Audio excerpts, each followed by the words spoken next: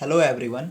नेपाल की पॉलिटिक्स में पिछले कुछ दिनों से काफ़ी उठापटक चल रही है। वहाँ पे देखने को मिल रहा है कि जो सत्तारूढ़ पार्टी है उनमें काफ़ी कलेश चल रहा है, जिसका हमने जीता जाता उदाहरण दिखा था पिछले साल दिसंबर में, जब वहाँ के प्रधानमंत्री केपी शर्मा ओली ने पार्लियामेंट को डिसॉल्व कर दिया था।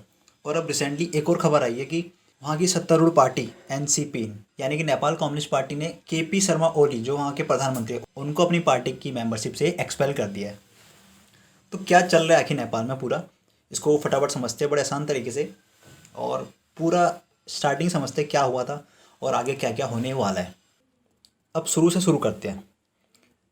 इस टाइम में वहाँ के प्रधानमंत्री केपी शर्मा ओली, जो कि अभी कह सकते हैं एक तरह से गठबंधन सरकार के साथ है, क्योंकि वहाँ पे जो अभी सरकार सत्ता में है उसकी पार्टी का नाम है नेपाल कम्युनिस्ट पार्टी, जो दो पार्टी से मिलकर एक पार्टी बनी है। एक पार्टी है केपी शर्मा ओली की और दूसरी पार्टी है पुष्पा कमल दहल, उर्फ जिन्हें हम प्रचंड के नाम से भी जानते हैं। इन दोनों पार्टियों ने चुनाव लड़ा था अलग अलग, मगर किसी भी पार्टी को पूर्ण रूप से बहुमत नहीं मिल पाया, जिसके बाद दोनों पार्टी ने मिलकर सरकार बनाई। सबसे ज़्यादा वोट केपी शर्मा ओली की पार्टी को मिले, मगर वो बहुमत का आंकड़ा नहीं छू पाई, जिसके बाद ये दोनों पार्टी मिलकर साथ में आई और दोनों पार्टी ने मिलकर सरकार बनाई। अब इस दोनों पार्टी ने मिलकर सरकार बनाई और साथ ही कुछ चीज़ों को लेके इन्होंने आपस में डिस्कशन करा, जैसे कि प्रधानमंत्री कुर्सी को लेके आधे टाइम तक प्रधानमंत्री रहेंगे केपी शर्मा ओली और आधे टाइम तक प्रधानमंत्री रहेंगे पुष्पक कमल दहल, यानी 2.5 साल का इनका कुर्सी का फॉर्मूला था। पर हुआ यूँ कि जैसे केपी शर्मा ओली ने सबसे पहले प्रधानमंत्री वो बने, जिसके बाद उनको प्रधानमंत्री की कुर्सी से लालच हो गया ज़्यादा, और वो नहीं चाहते थे कि मैं इस प्रधानमंत्री की कुर्सी को छोड़ूं। वो चाहते थे कि 5 साल तक प्रधानमंत्री वही रहे और अपने हिसाब से जैसे वो चलाना चाहते सरकार को वैसे सरकार वो चलाए। और इसलिए कहा भी जाता है कि इन दोनों के बीच में काफ़ी मतभेद हो रहे थे, बार बार इनके बीच में आपस में आपसी कलह होता था। दोनों पार्टी के जो बड़े बड़े नेता थे उन दोनों के बीच में कोऑर्डिनेशन अच्छा नहीं बन पा रहा था, क्योंकि आरोप ये लगाए जा रहे थे कि केपी शर्मा ओली अपने हिसाब से काम कर रहे हैं और वो दहल के गुट के साथ बैठ के कोई भी फैसला नहीं ले रहे, अपनी मर्जी से वो कोई भी फैसला ले रहे हैं और उस पर बिना कोई विचार विमर्श के पार्टी के साथ उन फैसले को वो अप्लाई कर दे रहे हैं। जिसके बाद दोनों के बीच में काफ़ी कलह बढ़ते गया और Pushpa Kumar Dahal time to time KP Sharma Oli के ऊपर करप्शन के चार्जेस के बारे में बोलते रहते थे। वो कहते थे कि केपी शर्मा पे बहुत सारे करप्शन के चार्जेस है, और साथ ही वो उनको कई बारी आड़े हाथों लेते थे।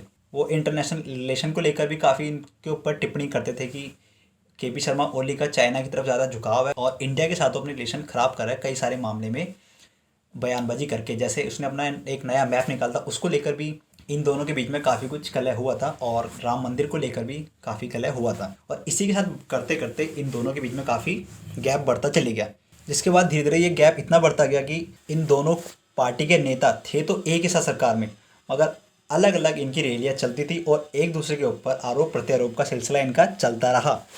केपी शर्मा ओली के सख्त रुख के साथ पार्टी के अंदर के नेता काफ़ी उनसे नाराज़ थे, और जिसके बाद खुद केपी शर्मा ओली को ही लगने लगा कि मेरे खिलाफ एक साजिश रची जा रही है। यानी उनको डर था कि कहीं ये मुझे प्रधानमंत्री के पद से हटाने दे या फिर मुझे पार्टी की चीफ से भी ये हटाने दे, क्योंकि इनका पावर शेयरिंग फॉर्मूला भी आ गया था कि आधे आधे टाइम तक पावर इनको अपने पास रखनी है, मगर ये मानने को राजी नहीं हुए। तो केपी शर्मा ओली ने डिसाइड करा कि क्यों ना मैं पार्लियामेंट को डिसॉल्व कर दूँ, जिसके बाद वो पार्लियामेंट डिसॉल्व कर देंगे और खुद दोबारा से चुनाव लड़ सकेंगे। और ये इनके मन में था, इसी कारण इन्होंने पार्लियामेंट को डिसॉल्व भी करा, ताकि वो दोबारा से चुनाव लड़के खुद अपने दम पे सरकार बना सके। और फिर दिसंबर 20 को इन्होंने पार्लियामेंट डिसॉल्व कर दी, जिसके बाद तो काफ़ी बवाल ही मच गया। पार्टी के अंदर के नेता ने बोला कि ये तो पूरी तरह से असंवैधानिक है, आप कैसे पार्लियामेंट को डिसॉल्व कर सकते हैं बिना पार्टी की अनुमति के, अपनी मर्जी से ऐसा कोई कार्य आप नहीं कर सकते। पर केपी शर्मा ओली को अपनी कुर्सी जाने के डर था, इसलिए उसने ये सब करा।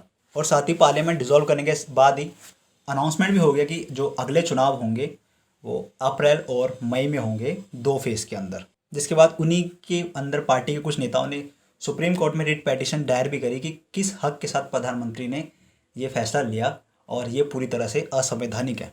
अब पुष्प कुमार दहल का कहना था कि हमने केपी शर्मा ओली को टाइम टू टाइम लेटर लिखा, उनसे हमने पूछा कि आपने किस हक के साथ पार्लियामेंट को डिसॉल्व करा, जिसके इस बाद उन्होंने हमें बिल्कुल भी रिप्लाई नहीं दिया, हमको कोई रिस्पांस उनसे नहीं मिला। और फाइनली फिर उन्होंने डिसाइड करा कि केपी शर्मा ओली को वो अपनी पार्टी की मेंबरशिप से एक्सपेल करते हैं। अब देखिए नेपाल का जो इतिहास है, लगभग 1990 से आज तक कोई भी सरकार 5 साल का कार्यकाल पूरा कर ही नहीं पाई है। ऐसा इसलिए होता था क्योंकि पार्टी के अंदर इतनी भीतरघात चलती थी कि आपस में उनके कोऑर्डिनेशन नहीं बन पाता था और सरकार एक तरह से घिर जाती थी। आपस में कोऑर्डिनेशन नहीं बन पाता था और वहाँ के प्रधानमंत्री पार्लियामेंट को डिसॉल्व करके री इलेक्शन की अनाउंसमेंट कर देते थे। और इसलिए 1990 से लगातार बार बार प्रधानमंत्री की इस पावर को देखते हुए 2015 में न्यू कॉन्स्टिट्यूशन बनाया गया, जिसमें प्रधानमंत्री की पावरों को सीमित करा गया इस मिड टर्म इलेक्शन को लेकर। तो अब जो नया कॉन्स्टिट्यूशन है, इसके हिसाब से कोई भी प्रधानमंत्री पार्लियामेंट को डिसॉल्व नहीं कर सकता जब तक वो पार्लियामेंट में माइनॉरिटी में ना हो। तो अब सारी निकाय जो है वो सुप्रीम कोर्ट पे है। यानी अगर supreme court KP Sharma Oli के इस एक्शन को चैलेंज करता है, यानी पार्लियामेंट डिसॉल्व के जो इसने एक्शन लिया था उसको अगर वो रिजेक्ट कर देता है, तो केपी शर्मा ओली को इनके साथ मिलकर सरकार चलानी पड़ेगी। और जिसके बाद क्या होगा कि प्रधानमंत्री के पद से वो हट जाएंगे, क्योंकि ऑलरेडी पावर शेयरिंग फॉर्मूला हो चुका है पूरा। और साथ ही वो पार्टी के अंदर भी उनके खिलाफ इतनी ज़्यादा आक्रोश है कि पार्टी दो धड़ में बढ़ चुकी है। और अधिकतर जो सपोर्टर है अभी वो है पुष्प कुमार दहल के साथ। और इसी कारण केपी शर्मा ओली ने पार्लियामेंट को डिसॉल्व भी करा था, क्योंकि वो नहीं चाहते थे अपने प्रधानमंत्री पद को छोड़ना। और इसके बजाय उन्होंने पार्लियामेंट को डिसॉल्व करके दोबारा से इलेक्शन करा के पावर में खुद आने की कोशिश का तरीका ही सही समझा। तो कुल मिलाकर केपी शर्मा ओली को एक पूरी सत्ता की भूख थी। उनको एक पावरफुल प्राइम मिनिस्टर के तौर पे उभर के आना था और वो चाहते थे।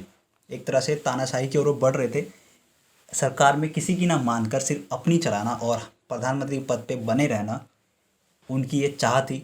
और जिसके कारण वहाँ की पॉलिटिक्स में काफ़ी उठापटक चल रही थी, आपस में भीतरघाती चल रही थी और इतना सब कुछ बवाल हो पाया। अब देखते हैं क्या होता है, सुप्रीम कोर्ट क्या जवाब देता है, क्योंकि लास्ट स्टॉप जो बचा है नेपाल की पॉलिटिक्स का वो है सुप्रीम कोर्ट। इस सुप्रीम कोर्ट से क्या बयान मिलता है, वहीं से आगे का फ्यूचर डिसाइड होगा नेपाल की पॉलिटिक्स का, कि क्या दोबारा से इलेक्शन होंगे या फिर यही सरकार चलेगी केपी शर्मा ओली के अब्सेंस में। तो अब देखते हैं क्या होता है। बाकी आज की वीडियो को समाप्त करते हैं यहीं पे, मिलेंगे जल्दी नेक्स्ट वीडियो में, तब तक के लिए गुड बाय।